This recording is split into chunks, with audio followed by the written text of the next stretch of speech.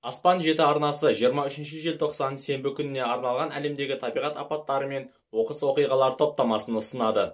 Германияның солтүстік теңіз жағалауында шторм болып өтті. Бұл Золтен штормы. Теңіз жағалауындағы Гамбург елді мекенінде су тасқыны болып, ғимараттар мен тұрғын үйлерге айтарлықтай зақым келген. Бұған қоса Эльбо өзені де толып, арнасынан тасып, ел тұрғындарын әуреге салуда.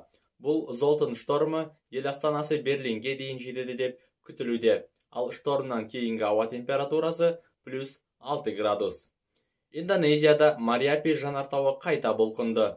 Жақын маңдағы тұрғындарға әуелі қатты жарылыс дауысы естілген, азырақ жер сілкінгендей болып, содан соң жанартау оянған. Жанартаудан атылған ыстық күл мен от шоқтары 3000 метр биіктікке дейін атқылаған. Аумаққа өткір күкірт түтіннің иісі жайылған. Жанартауға екінші дәрежелі қауіптілік статусы беріліп, аумақ 3 километр радиусқа жақындап өтуге тыйым салынды. Индонезияның Суматра аралында орналасқан Мариапи жанартауы әлемдегі ең қауіпті жанартаулардың тізіміне енген. Татарстанның Булилме қаласында күннің қызғылт түске боялып батуынан айналада қызыл түске енді. Бұл әрине қала тұрғындарын таң тамаша етті. Олардың таңырқай түсірген видеолары желіде желдей есіп таралуда. Бұл құбылыс күннің батуы 4 градусқа сәйкес келгенде ауа массасындағы тұман мен күннің қызғылт жарығының шағылысынан пайда болған. Ерекше құбылыс 30 минутқа жалғасты. Бельгияда орталық алаңдардың бірінде жаңа жылдық шырша құлап, 3 адам зардап шеккен. Бір адам ауруханада көз жұмды. Тағы 2 адам емханаға жатқызылды. Қала мэрі оқыс оқиға жел екпінінен кінәлайды. Тергеп тексеру жұмыстары басталып кетті, ал апат болған аймақ түгелдей қоршауға алынған.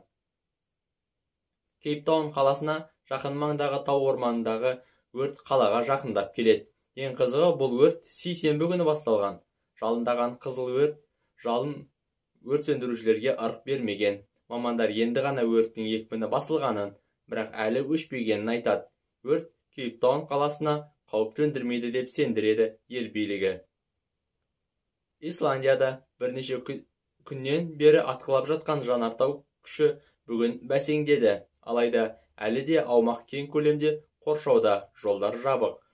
Осы лава атқылаған көріністі өз көзімен көруге келген туристерге қалың жауған қарда кедергі келтіруде. Жанартауға жақын маңдағы Грендавик қаласынан 4000 адам эвакуацияланған. Аспан жеті арнасының күнделікті әлемдік жаңалықтар топтамасын жіберіп алмаңыз. Видеоға лайк басып, арнамызға тіркеліңіз. 7 қат аспан астындағы айтулы оқиғалар Аспан жеті арнасында.